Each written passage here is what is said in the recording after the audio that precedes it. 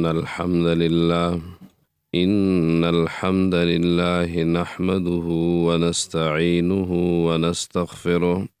ونستغفره ونؤمن به ونتوكل عليه ونعوذ بالله من شرور أنفسنا ومن سيئات أعمالنا من يهده الله فلا مضل له ومن يضلل فلا هادي له وأشهد أن لا إله إلا الله وحده لا شريك له وأشهد أن محمدا عبده ورسوله أما بعد فأعوذ بالله من الشيطان الرجيم بسم الله الرحمن الرحيم الحمد لله رب العالمين الرحمن الرحيم مالك يوم الدين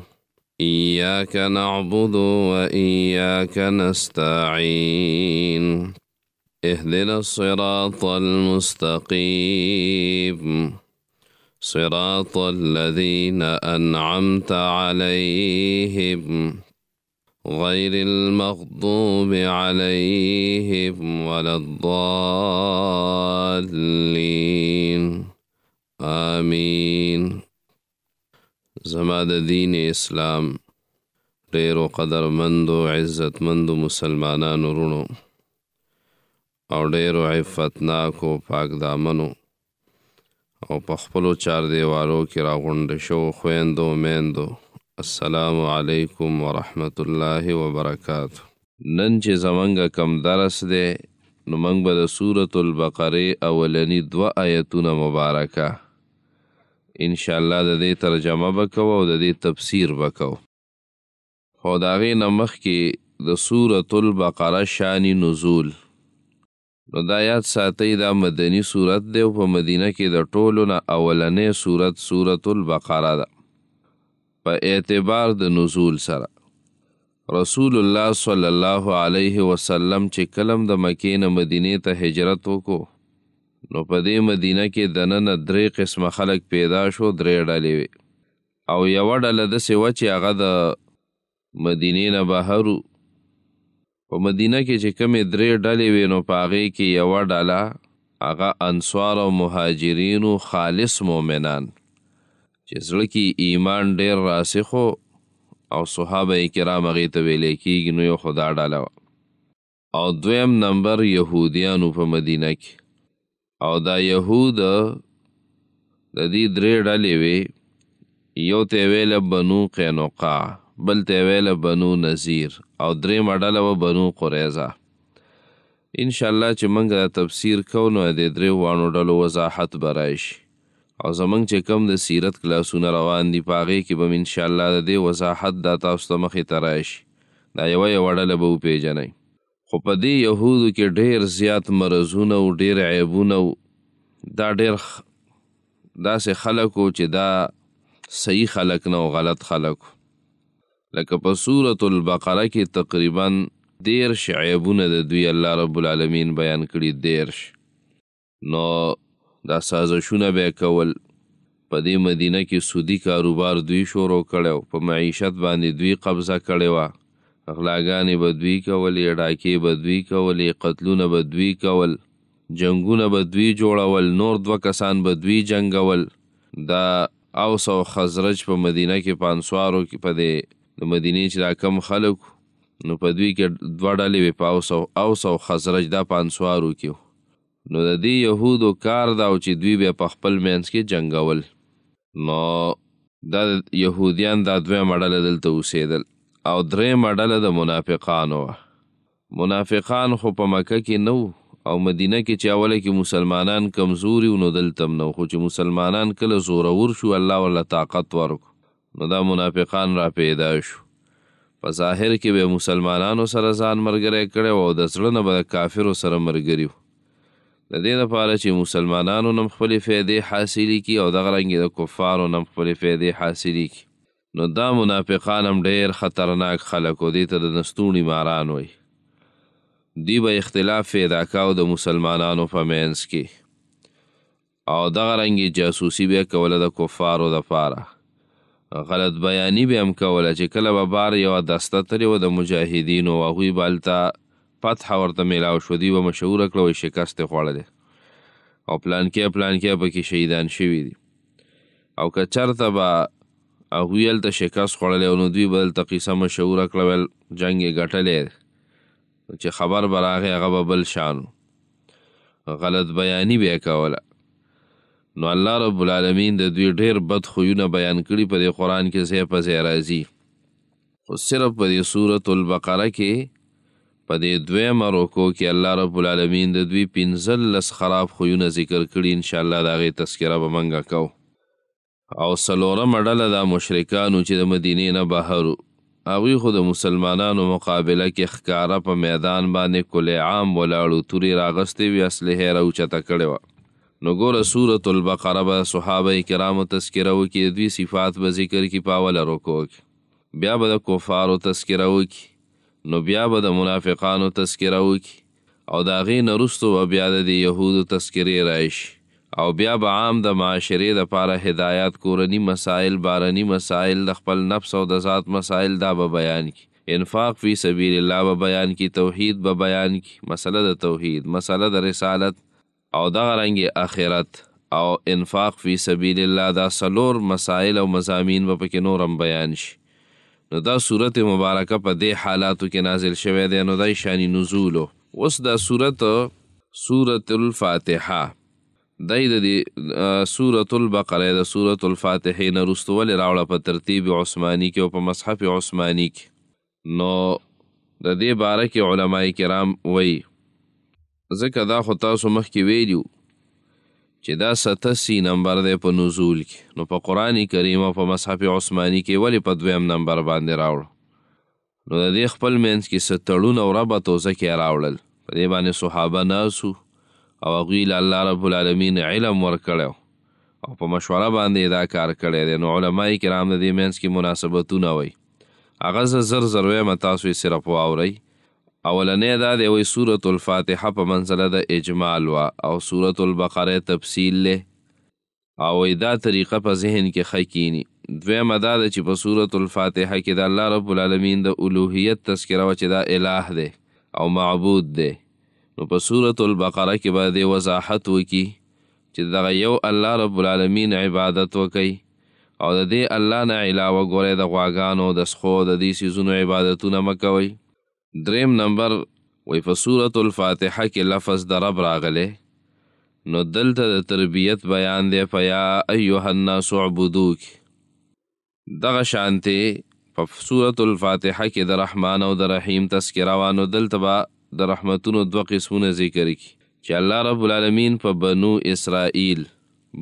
اسرائیل په هغوی باندې الله رب العالمین رحمتونه کړي نو هغه به هم ذکر کی او دغه شانتې په بنو اسماعیل باندې چې الله رب العالمین کم نعمتونه کړي د هغې تذکره به مو کړي د ابراهیم علیه السلام دعاګانې به ذکر شي 5م نمبر په فاتحه کې سورة الفاتحه کې الله رب العالمین فرمایلی چې مالک یوم الدین چې مالک دی د ورځې د قیامت نو ګوره په دې صورت مبارکه په سورة البقره کې به د سفارش مسله بیان کی چې هلته به کم قسم سفارش کیږي او کم به نه کیږي په سورة الفاتحه کې ایاک نعبدو ذکر الله خاص ته عبادت کو منګه نو په سورة البقره کې به د عبادت اقسام ذکر کی دغه شانتې هلته د سوال ذکر او د هدایت چې اهدنا الصراط والمستقیم نو دلته به د هغې اجابت بیان شي چې دا سوال ستاسو الله قبول کړو هلته د 3 ډلو تذکره وه چې هلته ذکر شوي و چې یو مغضوب علیهم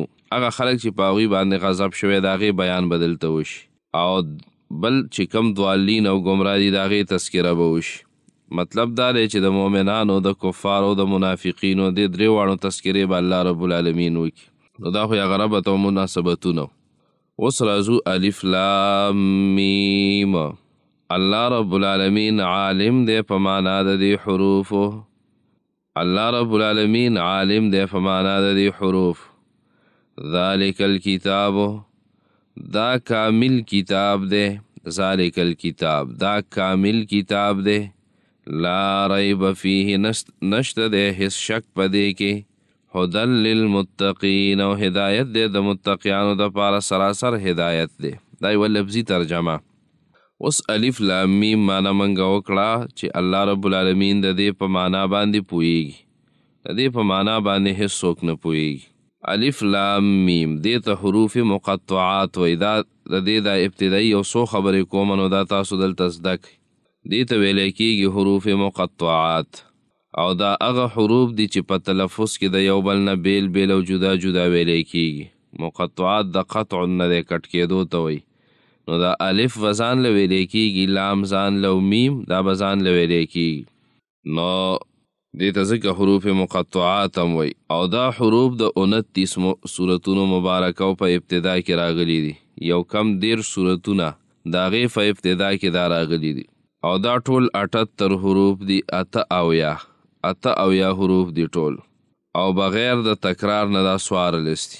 تکرار چې تی وباسي نو بیا 14 حروف دي. نو دا 14 حروف کم دي. داسې ځان له د دې یادول دا لږ ګراني. نو علما کرامو د دې نه یو جمله جوړه کړې ده. نو چې هغه جمله درته یادی نو هغې کې ټول حروف مقطعات دي. لکه یو جمله دا ده وایي طرق سمعک النصیحه. نو طرق سمعک النصیحه دې کې چې څومره حروف دي نو دا ټول حروف مقطعات دي. او د دې جمله معنا دا ده وایي خپل غوږ نصیحت ته کېده. نو طرق کې طوا د را ده او قاف دی، سین دی، میم دی، عین دی او کاف دی، او دغه رنګې نور دا حروف. نو دا ټول 14 حروف دي په دې جمله کې. دویمه جمله ته جوړه کړې ده صح طریقک مع السنه. صح طریقک مع السنه، په سنتو باندې د خپل لار برابره کا. صح طریقک، خپل لار دې برابره کا د سنتو سره. دریم نمبر نص حکیم قاطع له سر، وی دا د حکیم ذات مضبوط الفاظ دي. له سر چې د دې دپاره رازونه دي، رازونه حکمتونو نه ډک دي. نو چې دې کې تا ته کومه یادیږي نو هغه یاده که. طرق سمعک النصیحه، صح طریقک مع السنه، نص حکیم قاطع له سر. او شیعګانو هم پکې یو جمله جوړه کړې ده وایي صراط علی حق نمسکه.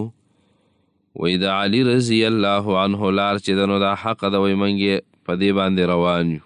نو دې کې چې کوم حروف راغلي دا ټول حروف مقطعات دي. اوس د دې معنا او د دې مفهوم په باره کې د مفسرینو اختلاف دی. خو دا یاد ساتئ چې د دې معنا الله رب العالمین نه ده ښودلې. دغه رنګې چې د دې کم معنا ده نو هغه په احادیثو مبارکو کې هم ذکر نه ده. نو چې قرآن او حدیث دې خاموش شو نو دا پټه پاتې شو. او دا د قرآن کریم کې ولې داسې راوړی شوي دي؟ نو د دې عربو چې کوم اسلوب دی او کومه طریقه ده په هغې کې د مخکې نه دا طریقه را روانه وه. دا د شعر و شاعرۍ دور و. نو د بعضې شاعرانو به داسې شعرونه وویل چې په هغې کې به داسې حروف راوړل. نو چې دغه حروف بیا کله راوړل نو د هغې په معنا به دغه شاعر نه علاوه بل څوک نه پوهېدو. دویمه دا ده چې کومو صورتونو په ابتدا کې دا داسې حروف راشي. مفسرین بعضې لیکي وایي په دې کې دې ته اشاره چې په دې صورتونو مبارکو کې ډېرې باریکې نکتې دي او دې کې ډېرې دراز خبرې پرتې دي. وایي په دې کې دې ته اشاره. بهرحال دې کې مشهور او صحیح قول د ابوبکر صدیق رضی الله عنه، د عمر فاروق رضی الله عنه، د عثمان رضی الله عنه، د علی ابن ابی طالب رضی الله عنه او د ابن مسعود رضی الله عنه اکثر تابعین. هغوی دا وایي سر دا یو راز دی، الله اعلم بمراده ذالک. وایي دا د الله رب العالمین یو راز دی او په دې راز باندې الله رب العالمین ښه پوهیږي. او بیا د ابوبکر صدیق رضی الله عنه نه نقل دی وی لکل کتاب سر، د هر یو کتاب د پاره یو رازی. وسر الله فی القرآن فواتح السور، او د الله رب العالمین راز هغه د دې سورتونو مبارکه هغه ابتدایي حروف دي، دا حروف مقطعات. نو بس دا الله رب العالمین یو راز ساتلی دی او هغې طرف ته نظم چې کومو مفسرینو او محدثینو دې معنی کړي د خپل طرف نه چې الف نه دا مراد دی، و الف نه الله مراد دی، او د لام نه جبریل مراد دی، او د میم نه محمد رسول الله صلی الله علیه وسلم مراد. نو دا وحی د الله د طرف نه په واسطه د جبریل په رسول الله صلی الله علیه وسلم باندې راغلی، خو هغه د هغوی داسې معنی دي چې خپل یو سوچ یې کړی دی او دا معنی یې کړې ده، نور دا د راز خبرې دي او دا پټې دي. اوس د دې معنا چې چاته معلومه نه ده، نو په دې کې حکمتونه څه دي؟ نو اوله دا ده چې امتحان دی په علماو باندې. علماو ته وایي چې ته ځان ته ډېر لوی عالم هم وې، ستا نه تکبر په دې کې ختمیږي. ته ځان ته ډېر لوی عالم وې او تا سره ډېره لوی ذخیره د علم ده، د احادیثو ده، د معلوماتو ده، خو چې قرآن کریم کله ته کېناستې او دا اولنۍ سوره بقره دې کولاو کړه الف لام میم، نو دې ځای کې ته نه پوهېږي، نو هغه تکبر د انسان نه ختمی. دویمه دا ده چې په دې کې کفارو ته چیلنج دی چې ګوره دا ټول قرآن کریم د دغه حروفونه جوړ دی، وګوره که نه الف لام میم دغه حروف دي، نو یو کم 10 حروف، نو تاسو هم دغه شانتې کلام جوړ کړئ د دې حروفونه که نه. او درېیمه دا ده چې ګوره مخکې موږ یو حدیث ویلی او رسول الله صلی الله علیه وسلم فرمایي چې د قرآن کریم په یو حرف باندې الله رب العالمین 10 نیکۍ ورکوي، په یو حرف باندې الله رب العالمین 10 نیکۍ ورکوي. او بیا پیغمبر علیه السلام وفرمایل وایي زه دا نه وایم چې الف لام میم دا یو حرف دی، بلکې الف ځان لدی، لام ځان لدی، میم ځان لدی. نو ګوره د حدیث کې مثال کې الف لام میم راوړو او د الف لام میم په معنا څوک نه پوهیږي، نو په دې کې دې ته اشاره ده چې څوک د قرآن کریم په معنا پوهیږي او که نه پوهیږي، خو 10 نیکۍ به ورته میلاویږي چې دی تلاوت کوي په یو حرف 10 نیکۍ دا به میلاویږي. نو دا یو فایده تیم علماو راایستې ده. نو موږ به د دې معنا کو د حروف مقطعات چې په هر ځای کې راشي، تاسو به هم کوئ الف لام میم الله اعلم بمراده. علامه ابن کثیر رحمه الله ارزه کې دا قماناک الله اعلم بمراده، الله رب العالمین عالم دی په معنا د دې حروف باندې. ذالک الکتاب، ذالک دې ته د اشاره ده په عربی کې په ذالک، اولئک، هذا، هذه وغیره دا حروف چې دي، تلک د تانک، اولئک، دا ټول دا په عربی کې اشاره د پاره راځي، څه د نږدې د پاره او څه د لرې د پاره. نو ذالکم دا اشاره ده، خو دا د لرې د پاره راځي. او دلته قرآن کریم زمونږ مخې ته دی، نو بیا ذالک ولې راوړو؟ نو دا بعد چې دی لرېوالی دا په 2 قسمه دی، یو مکانی دی او یو رتبی دی. یو دای چې یو سیز په مکان کې لرې دی، په ځمکه لرې دی، نو په ذالک به اشاره کی. دویم دا دی دا سیز ته مخې ته دی، خو د مرتبه ډېره اوچته ده، نو هغې ته هم په ذالک سره اشاره کیږي. نو د قرآن کریم مرتبه دا ډېره اوچته ده، نو ځکه په ذالک باندې اشاره وکړه.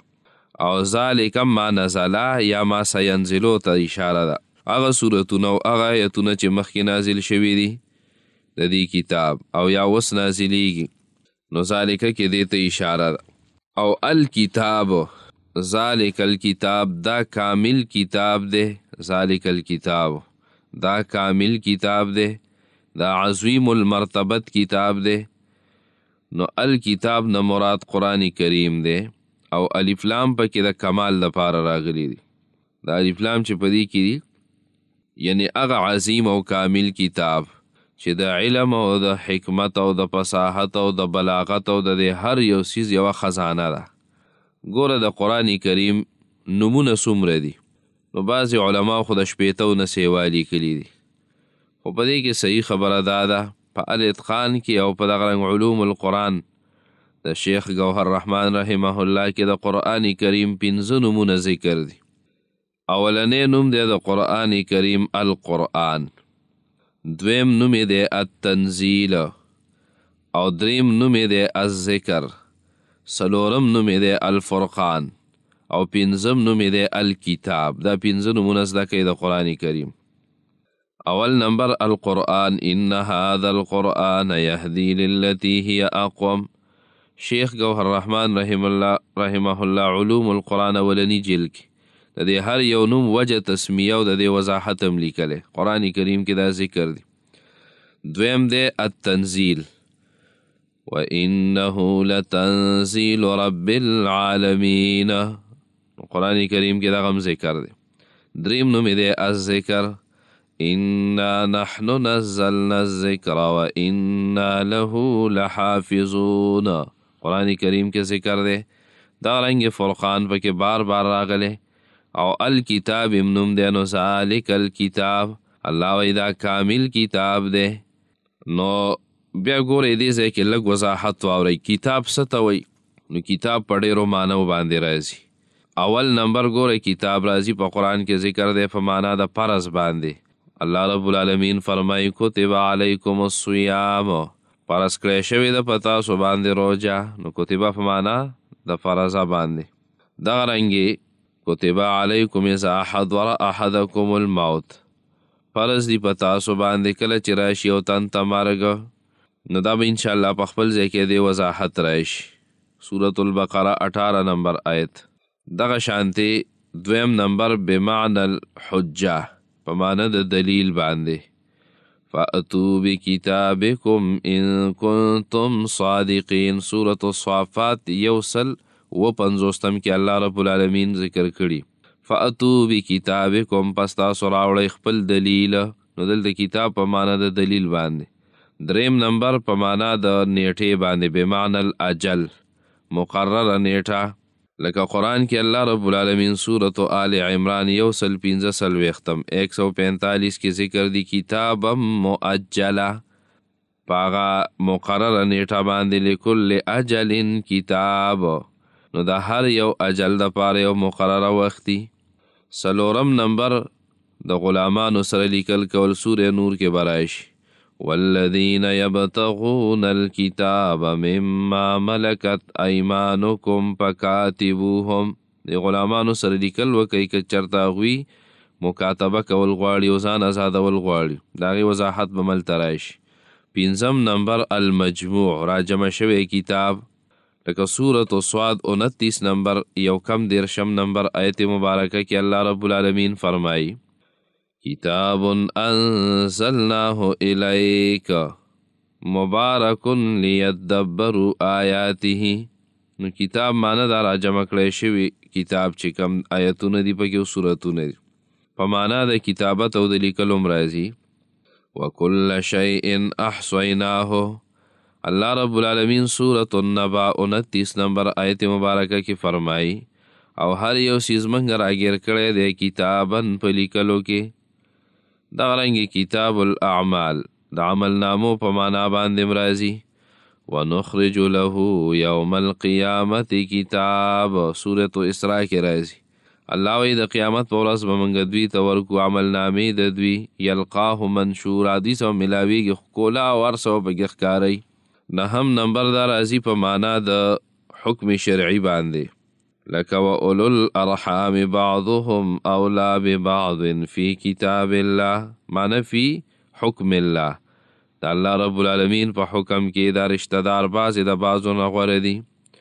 دا رنګې کتاب راځي په معنا د لوح محفوظ باندې. سورة الواقعه 80 کې فی کتاب مکنون، کتاب په معنا د لوح محفوظ باندې.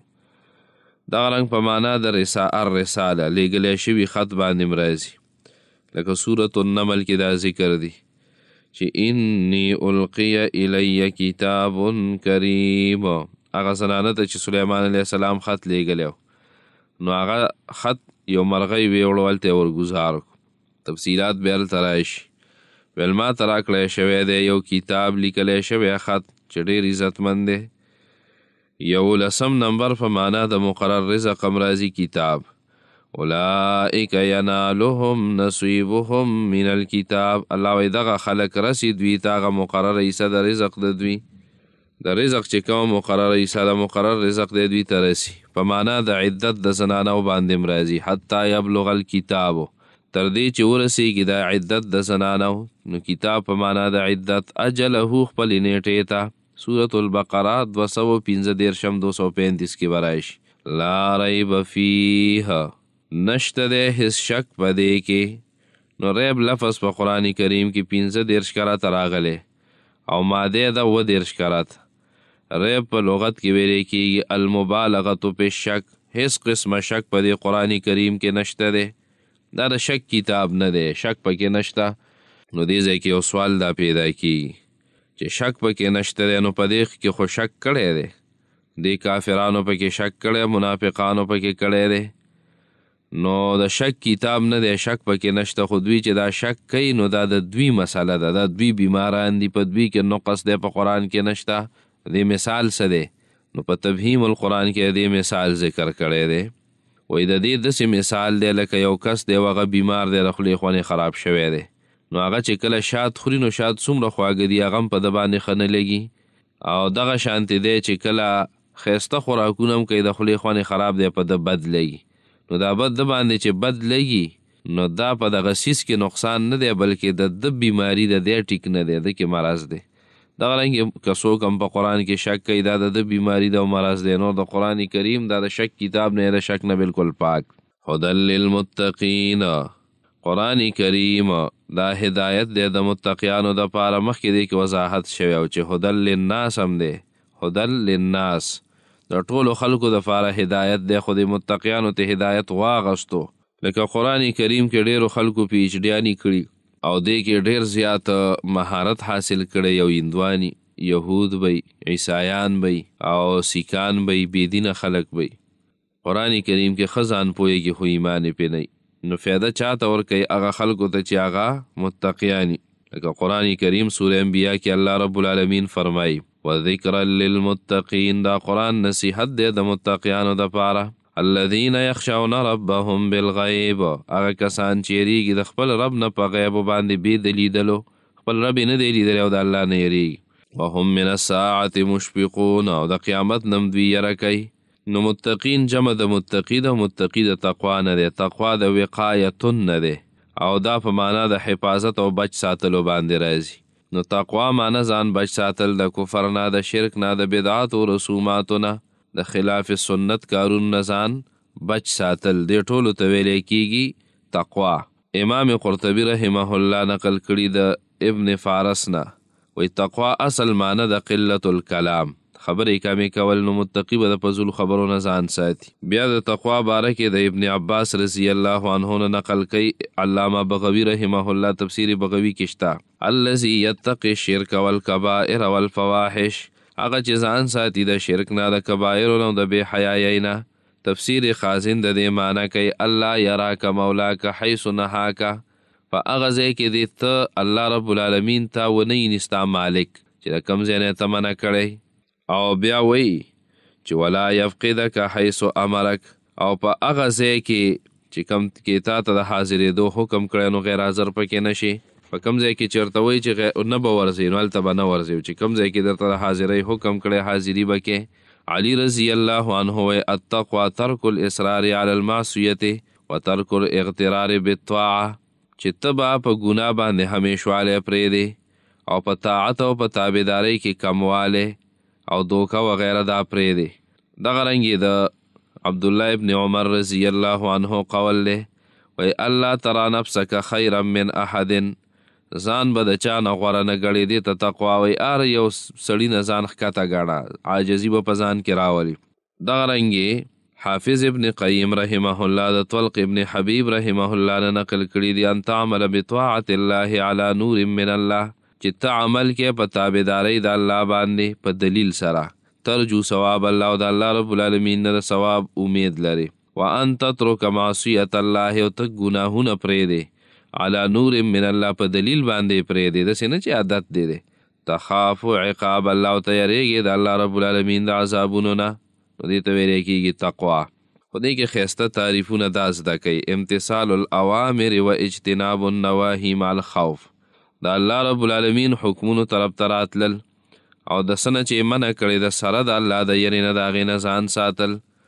حدیث د ترمیزي کې راغلی دی، وی لا یبلغ العبد ان یکون من المتقین حتی یدع ما لا باس به حذرا لما به باس، انسان وی د هغې پورې تقوادار نشي جوړېدی تر څو پورې چې هغه کارونه هم پرېږدي چې د هغې کې دا یره وي چې هسې نه په ګناه کې مبتلا کړي، مباح کارونه دي هغه هم دی پرېږدي.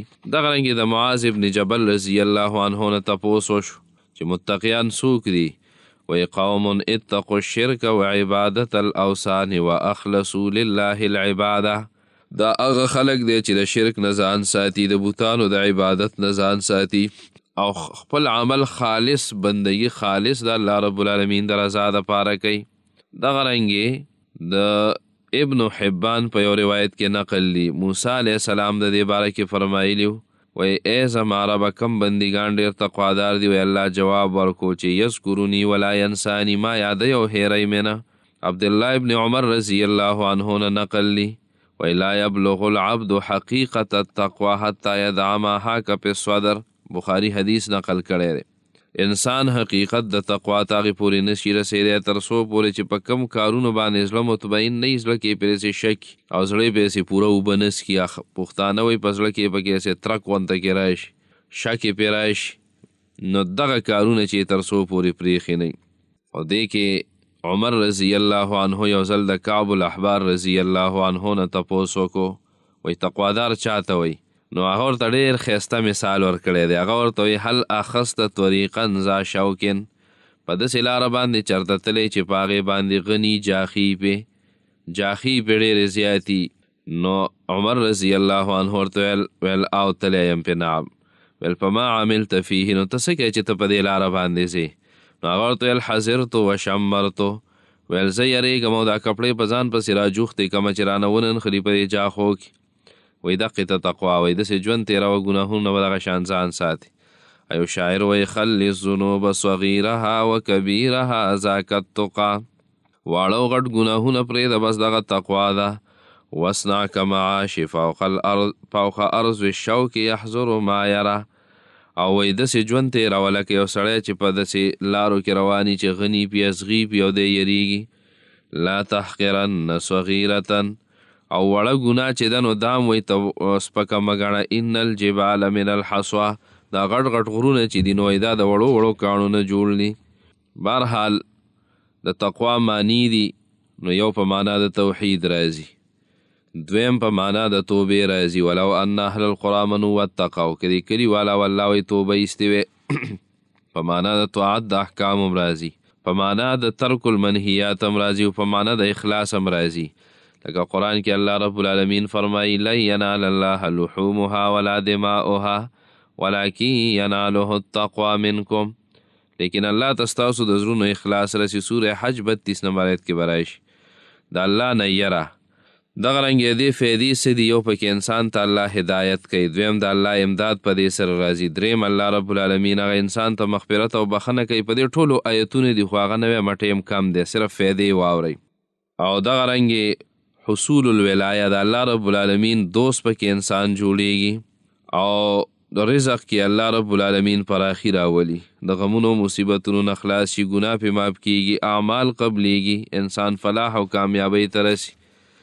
او الذین آمنوا وکانوا یتقون لهم البشرا، د دوی لپاره زیری هم دی. دخول الجنه، انسان جنت ته داخلیږي. تلک الجنة التي نورث من عبادنا من کان تقیه. تقوا راځي په څه باندې چې د آخرت یری د چا سره، د دنیا د عذابونو یری، د آخرت د ثواب امیدي. دغه رنګې د حساب یری، الله نه حیا کوي، د الله د نعمتونو شکریه ادا کوي او علم ورسره، نو دا په انسان کې تقوا راولي. نو بیا یې د لفظي ترجمې ته ګورئ. بسم الله الرحمن الرحیم، الف لام میم. الله رب العالمین عالم دی په معنا د دې حروف.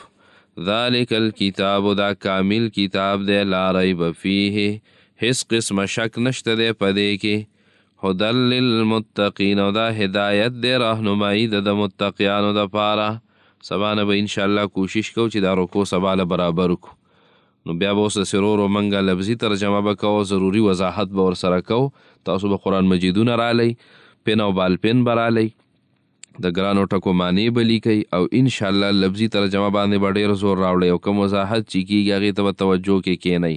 دعاګانې به راته کوئ، موږ به تاسو ته دعاګانې کوو، او دې درس ته به دعاګانې کوئ چې دا درس الله کامیاب کی. دعوتونه به چلوئ. په دې ځای باندې زموږ نننی درس اختتام ته رسي. دعا وکئ.